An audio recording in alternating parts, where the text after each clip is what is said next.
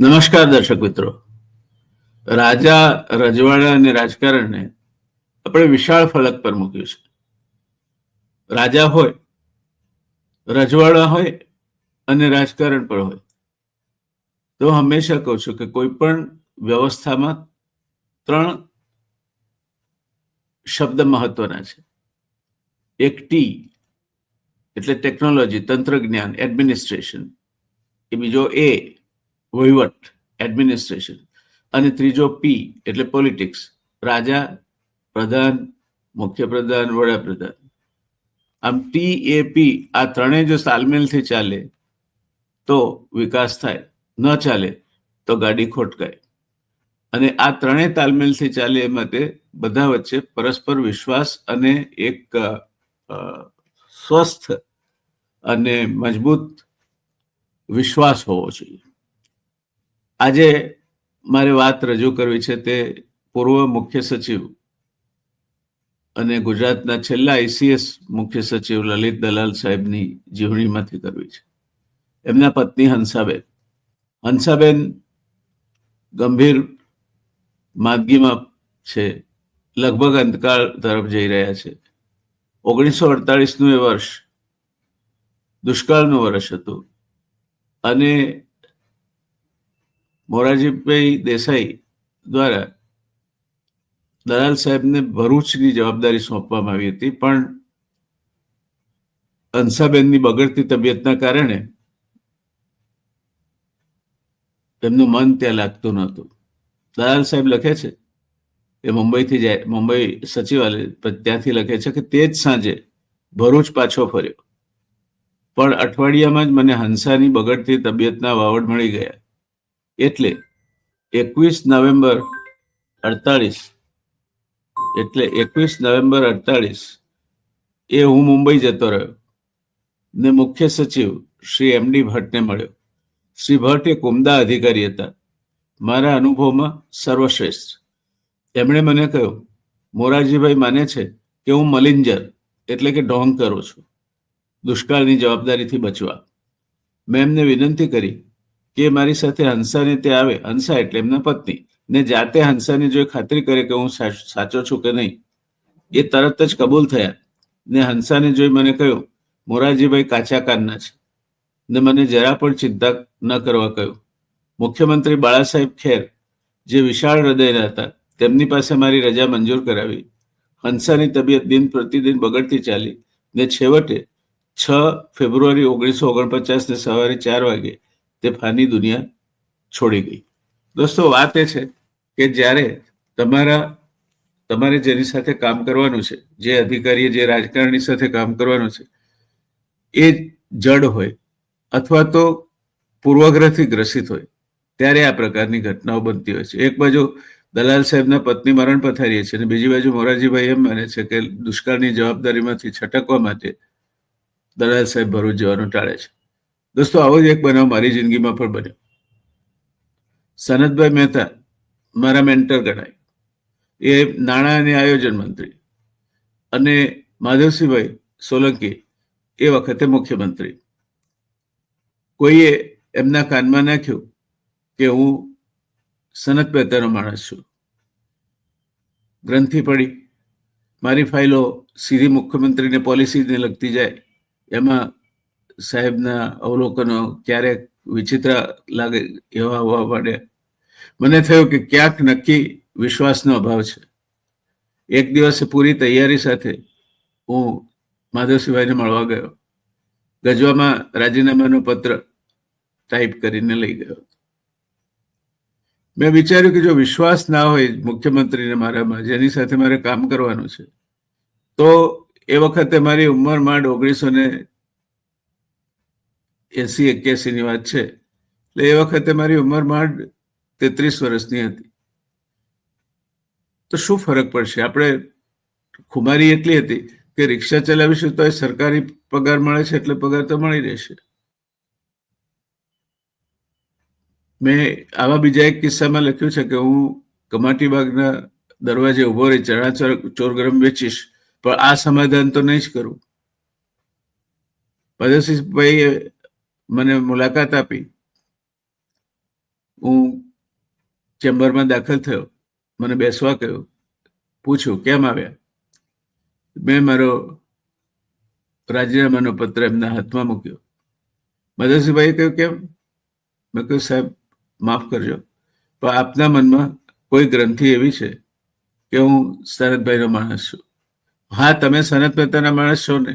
મેં કહ્યું તો સાહેબ હું કોઈનો માણસ નથી, પણ સનતભાઈ મારા મેન્ટર છે, મારા ગુરુ છે, એ હું છુપાવીશ પણ નહીં.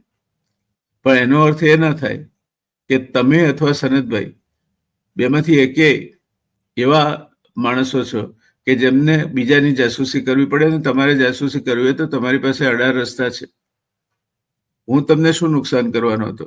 અને હું એમ કહું તમને કે હું સનતભાઈ સાથે સંબંધ કાપી નાખીશ, સનતભાઈની સાથે વાત નહીં કરું, મારા ઘરે સનતભાઈ મહિનામાં એકાદ વખત આવે છે જમવા તો નહીં બોલાવો.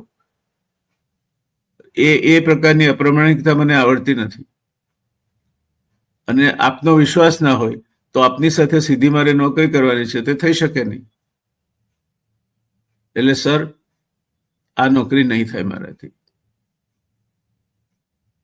શું કરશો બીજું? મેં કહ્યું સાહેબ ભગવાન જેવો ધણી છે, જે સુજાડશે તે કરીશું. પણ હું એમ તો નહીં જ કહી શકું કે સનતભાઈ સાથે મેં સંબંધ કાપી નાખ્યો છે અથવા તો સનતભાઈ મારા મેન્ટર નથી. પણ સાથે સાથે આપને એ પણ કહું કે સનતભાઈ એવા નીચા ગજાના માણસ નથી કે જે મને આપના વિશે પૂછે અને હું કહું એ પ્રમાણે એ કામ કરે. એટલે આવી કોઈ અમારા વચ્ચે આવો સંબંધ નથી. અને ગુરુ શિષ્યનો સંબંધ છે એ હકીકત છે.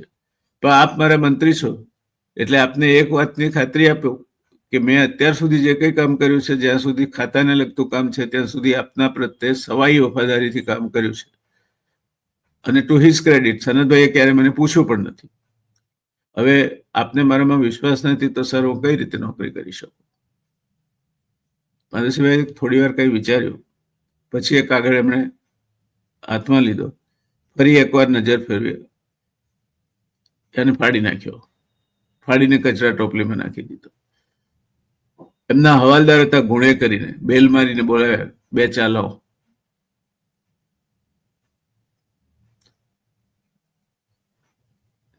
ગુણે ચા લઈને આવ્યા. ચા પીતા પીતા જાણે અતીતમાં નજર કરતા હોય તે રીતે માધવસિંહભાઈએ મારા સામે જોયું અને કહ્યું, don't worry young man, you are right and I shall trust you fully. No need to resign. અને તે પછીનો સમય માધવસિંહભાઈના પડછાયો બનીને જીવ્યો. એમની સ્પીચો તૈયાર કરી, એમની સંવેદનશીલ ફાઇલ હોય તો પણ મને બતાવવામાં આવે એ હદનો વિશ્વાસ કેળવ્યો. અને એના કારણે ઇન્ડસ્ટ્રીયલ એક્સટેન્શન બ્યુરોની કામગીરીમાં પણ ખૂબ ઓપ આવ્યો, કામગીરી ઝળકી ઉઠી. ત્યારે પ્રશ્ન એ છે કે રાજા સાથે જો તમારે સંપૂર્ણપણે તાલમેલ ન હોય અને રાજા કાચા કાન ન હોય તો એનો સચિવ અથવા તો રજવાડાના કારોબારીઓ ગમે તેટલા સારા હોય, ગમે તેટલા શક્તિશાળી હોય તો પણ કામ થતું નથી. લલિત દલાલ સાહેબનો બાળા સાહેબ ખરે સાથેનો આ પ્રસંગ, મારો માધવસિંહભાઈ સાથેનો આ પ્રસંગ એક વસ્તુ બહુ સ્પષ્ટ કરે છે કે વહીવટી તંત્ર પણ રજવાડામાં એટલું જ અગત્યનું છે જેટલું અગત્યનું માર્ગદર્શન અને શૌર્ય અને ઉત્સાહ, દીર્ઘદ્રષ્ટિ અને પ્રેરણા એ રાજા તરફથી એટલે કે મંત્રીઓ તરફથી મળવી જોઈએ. દોસ્તો, આનો તાલમેલ થાય તો જ રાજ્ય સુપેરે ચાલી શકે, રાજ્ય વ્યવસ્થા સુપેરે ચાલી શકે. આજે બસ આ પ્રસંગમાંથી આટલો જ બોધ લઈશું. યાદ રાખો, કોઈ પણ રાજ્ય વ્યવસ્થા તો જ સારી ચાલે જો ટી એટલે ટેકનોલોજી, કારણ કે જ્ઞાનનો જમાનો છે, જ્ઞાન વગરના રાજાનો કોઈ જ મતલબ નથી. એ એટલે એડમિનિસ્ટ્રેશન, વહીવટી તંત્ર, અને પી એટલે પોલિટિક્સ. આ ટી, એ અને પી ભેગા થાય તો જ પેટ ઓફ ડેવલપમેન્ટ ટેક્સ પ્લેસ. વિકાસનો ધબ્બો તો જ વાગે. અને એટલે પોલિટિશિયન્સ જમાનાની સાથે ચાલે તેવા હોવા જોઈએ, વૈશ્વિક પ્રવાહોથી જ્ઞાત હોવા જોઈએ, દીર્ઘદ્રષ્ટા હોવા જોઈએ. શિક્ષણ કેટલું હોવું જોઈએ એની કોઈ હું અગત્યતા નથી લેખતો. શિક્ષણ ઓછું હોય તો નભી જાય, પણ દ્રષ્ટિ વિશાળ હોય, મન ઉદાર હોય અને કામની સૂઝ હોય તો ચાલી જાય. એવા કોઠા સૂઝવાળા પોલિટિશિયન સાથે પણ મેં કામ કર્યું છે અધિકારી તરીકે. પણ બધા જ કુલક્ષણો પોતામાં હોય અને સાથે એલિફન્ટ સાઇઝ ઈગો પોતે જ છે, તો પછી એ તંત્ર કામ નહીં કરે. આ બોધપાઠ આ મારા અને લલિત દલાલ સાહેબના જીવનમાં એક સામાન્ય ઘટના પરથી મળે છે. આજે આપની સમક્ષ કોઈ પણ પ્રકારના અંતરપટ વગર રજૂ કર્યો છે. ધન્યવાદ.